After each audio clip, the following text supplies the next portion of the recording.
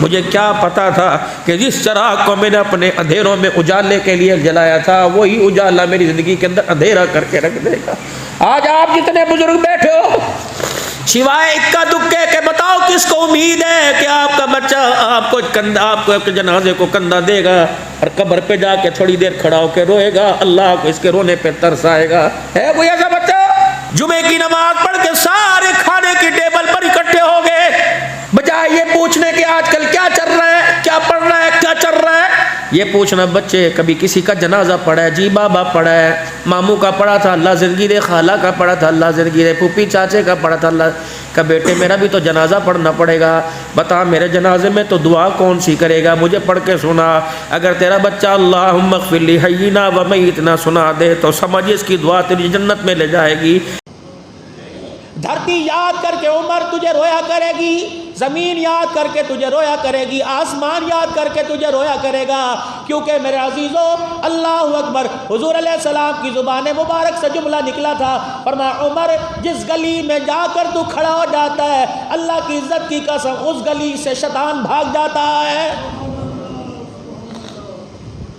نوجوان نسل کہتی رات کو میرے کپڑے خراب ہو جاتے ہیں، مجھے بیماری ہے، کمزوری ہے۔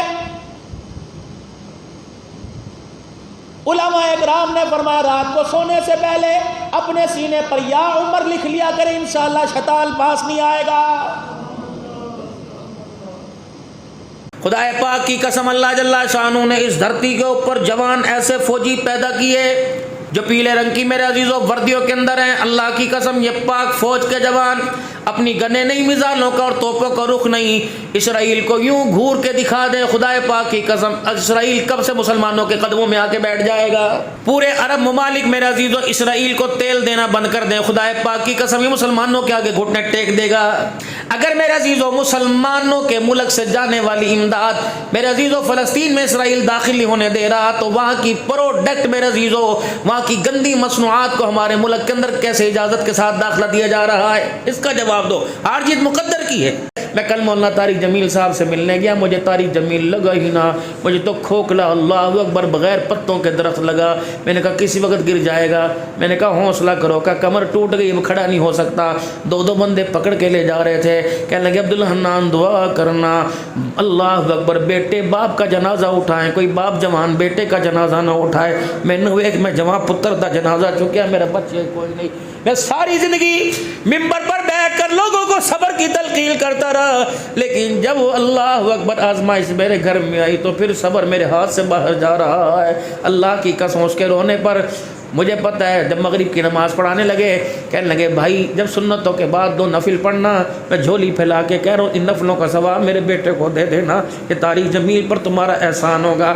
ہن بھی اولاد کہندی ساڈے ماپے ساڈے لیے کی کیتا ہے؟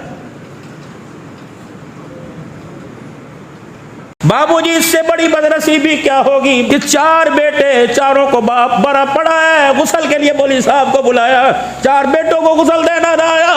سنو میرے نبی نے فرمایا جب باپ فوت ہو جائے وارثوں کو چاہیے دنیا ساری دعائیں کر کے چلی جائے، کسی نے حیدرآباد جانا ہے، کسی نے کہیں جانا ہے، بیٹوں نے تو کہیں نہیں جانا، انہوں نے تو گھر میں جا کے رونا ہی ہے، لوگوں نے کہنا فوت ہو گیا، اچھا اللہ کی مرضی، کیا کریں؟